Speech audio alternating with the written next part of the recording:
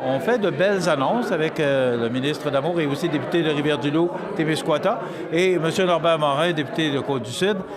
Une belle annonce, c'est le fun, et je pense que ça tombe bien avec tous les efforts qu'on met ici à Saint-Pacôme. Bien, absolument. Et Saint-Pacôme, au cours des prochaines années, bien, on va avoir encore davantage de personnes. C'était déjà un succès à l'époque sur le plan de la participation, les familles, les gens de partout qui venaient ici. Alors, on va retourner vers cette belle époque qui était bien intéressante et on a vécu des expériences similaires dans ma circonscription, notamment à Saint-Mathieu.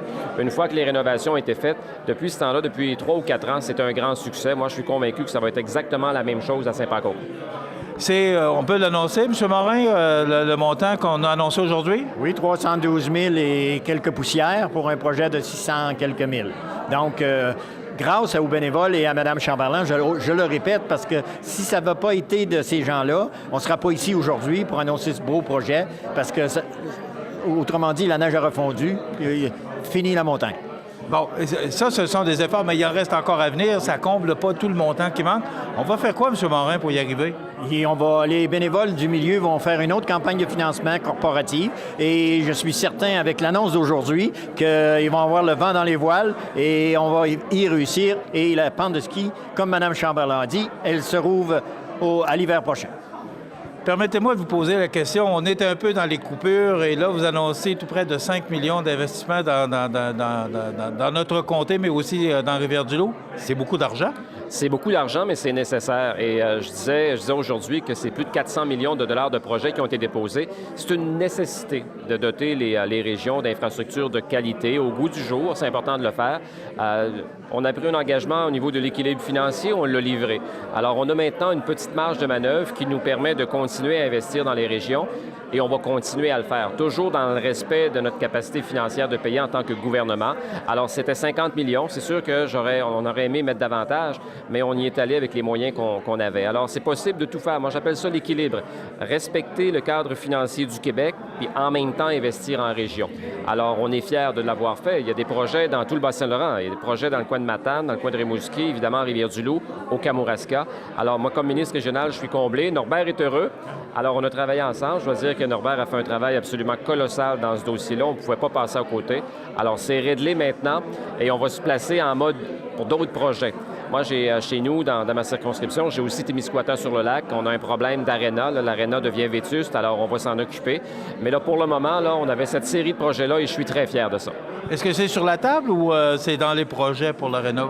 Bien, c'est dans les projets. Sincèrement, ce projet-là est bien aligné. Il a été déposé dans le cadre du programme qui a été l'objet d'une annonce aujourd'hui, mais vous comprenez que c'est un projet important, 6 à 7 millions de dollars dans une enveloppe pour le Québec de 50 millions. Il faut être réaliste. Et en même temps, j'ai eu l'occasion d'échanger avec le maire. 50 de 7 millions, c'est quand même 3 500 000 dollars. Alors pour lui, c'était quelque chose qui était gros à avaler pas mal. Donc, on a convenu qu'on travaillait autrement dans d'autres programmes éventuellement pour l'aider. Mais après Saint-Cyprien, après Rivière-du-Loup, je vais vous assurer que c'est la priorité au niveau des arénas. C'est Témiscouata-sur-le-Lac et je veux le faire. M. Morin, beaucoup d'argent qui tombe sur notre beau comté depuis quelques semaines. Oui, c'est grâce au dynamisme du milieu. Et l'annonce d'aujourd'hui est vraiment vers les gens en région, la qualité de vie en région. Donc, les gens vont pouvoir venir vraiment se détendre à Saint-Pacôme et on veut attirer, à cause de la pente de ski, d'autres résidents qui pourront venir s'installer dans la Côte-du-Sud, naturellement. Avez-vous d'autres secrets qu'on pourrait... Oui, ce serait le temps. Je peux te dire peut-être qu'on aura une annonce bientôt dans la MRC de Montmagny. Au niveau du tourisme? Oui, tourisme, oui, c'est le même programme de sport qu'aujourd'hui. OK. Mais on sent qu'il y a un regain. On sent austérité. Est-ce que c'est en arrière de nous? Bien, ça n'a jamais été un contexte d'austérité, malgré tout ce qu'on a dit. C'est de la rigueur financière dont le Québec avait besoin et le gouvernement a adopté cette attitude-là de rigueur financière. Puis on aurait toujours dû agir comme ça, dépenser quand c'est essentiel. Aujourd'hui, moi, c'est pas une dépense, c'est un investissement pour nos communautés. C'est important de le faire. Alors, on le fait partout. Moi, il y a d'autres projets qui ont été annoncés. Récemment, on a fait le CHSLD à Rivière-du-Loup. Puis il y a d'autres projets. Grâce à, Norbert l'a souligné, à la qualité de nos promoteurs et des projets qu'on a. Alors, il va falloir vous y faire. On va revenir, Norbert et moi, pour d'autres annonces. Oui, oui. M. Morin, vous semblez fier de ça. Rigueur financière contre austérité? Oui, tu sais que ce mot-là, j'aime pas l'austérité. La rigueur, c'est le mot juste. Maintenant qu'on va continuer à faire de la rigueur, mais on va continuer à investir. C'est ce qu'on fait depuis 2003 même. Vous parliez, M. Damour, que c'est bon pour notre économie. On sait que, bon, au niveau de la main-d'œuvre, on a des problèmes de disponibilité de main-d'œuvre. Vous parliez d'économie. C'est sûr que ça donne un coup de main, mais est-ce qu'il y a d'autres projets qui vont aider l'économie, parce qu'on a besoin de mettre notre monde au travail? Oui, définitivement. Puis je vais vous dire, moi, je me retrouve maintenant à l'économie. Il y a beaucoup d'entreprises privées qui ont des projets aussi. Il ne faut jamais perdre de vue que le fondement économique de nos régions, c'est beaucoup l'entreprise privée. Alors, il y a des entreprises qui seront le théâtre d'annonces aussi au cours des prochaines semaines. Je vous dirais qu'on est rendu à la phase 2 de notre mandat. Hein? La première période, c'était de remettre de l'ordre dans les finances publiques dans un contexte de rigueur. On l'a fait. D'ailleurs, cette semaine, on va proposer aux Québécois un nouveau budget, puis ce sera un budget équilibré, comme le précédent. Puis on va livrer cet engagement-là. La deuxième partie de notre mandat, qui est carrément axée sur le développement économique. Moi, j'étais avec mes collègues Lise Thériault et Dominique Andelade au cours des dernières heures ce matin, et on a un plan de match. On sait exactement où on doit aller. On s'inscrit dans un contexte aussi d'allègement réglementaire. C'est un autre engagement qu'on avait pris. Alors, on est déterminé à stimuler l'économie partout dans les régions du Québec. Moi, au niveau maritime, la semaine dernière, on a frappé un grand coup là, avec une enveloppe de 300 millions de dollars pour la création des zones industrielles eau portuaires au Québec. Il y en aura 16. On a décidé d'annoncer, on a fait un choix. On aurait pu annoncer 2 à la fois, 3 à la fois. On a décidé d'annoncer 16 zones industrielles eau portuaires pour que tout le monde puisse investir en même temps.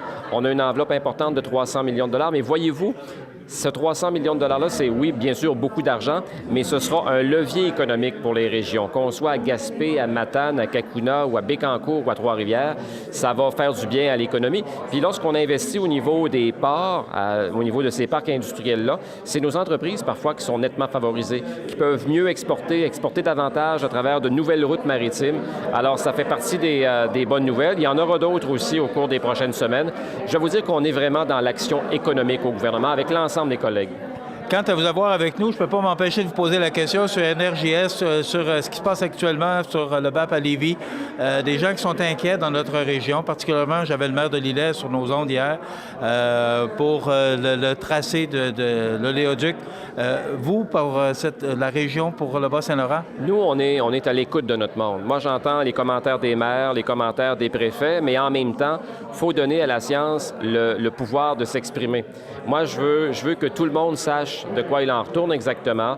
Je veux qu'on connaisse ce projet-là dans ses moindres recoins, qu'on analyse correctement et par la suite, on prend des décisions. Alors, un BAP, enfin, tout le processus environnemental qui est en place présentement, c'est ce qui va nous permettre d'avoir parfois des confirmations au niveau de nos craintes ou qu'on peut être rassuré aussi. Alors, laissons les prochaines semaines aller pour voir, puis soyons aux aguets, soyons présents pour entendre tout ce qui se dit. Par la suite, on avisera. Merci, ça fait du bien d'entendre ça, des investissements. Il me semble qu'on n'est pas habitué à ça depuis quelque temps. Fait que ça fait du bien d'entendre ces bonnes nouvelles. Oui, merci, Michel, de faire ce que tu fais aujourd'hui. On a bien besoin de faire connaître aux gens l'attitude du gouvernement et la vision du gouvernement pour les 2 prochaines années. Merci beaucoup, M. Morin. Merci, M. Damour. À la prochaine, au revoir. OK, merci. Voilà, on s'arrête.